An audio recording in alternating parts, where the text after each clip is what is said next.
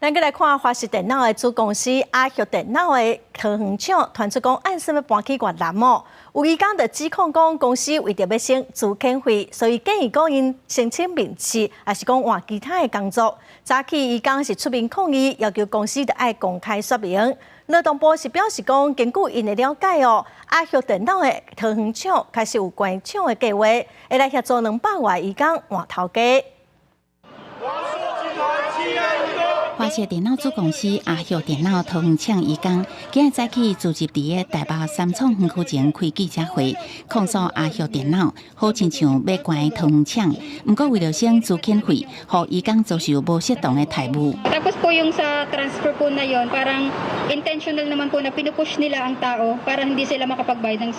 severance pay. 保安工作权互人欺压，医工出面控诉阿旭电脑桃园厂原本有几落百医工，不过公司无做资遣，颠倒是甲医工讲，为即马开始到11月底，会当家己选择要留落来，还是转换雇主。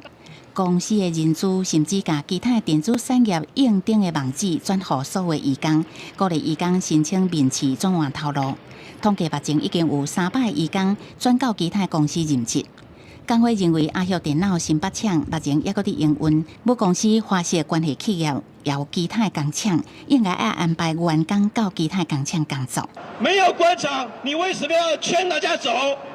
没有官场，你为什么要拆机器？工会呼吁华视甲阿旭电脑应该积极出面甲工会协商，除了退行移工海外中介服务费，若做真正要关桃园厂，嘛袂使无付资遣费。劳动部表示，目前阿旭电脑桃园厂可能有关厂计划，当介入协助200外移工，是毋是会当转到母公司的华视电脑，还是到别间公司任职？记者综合报道。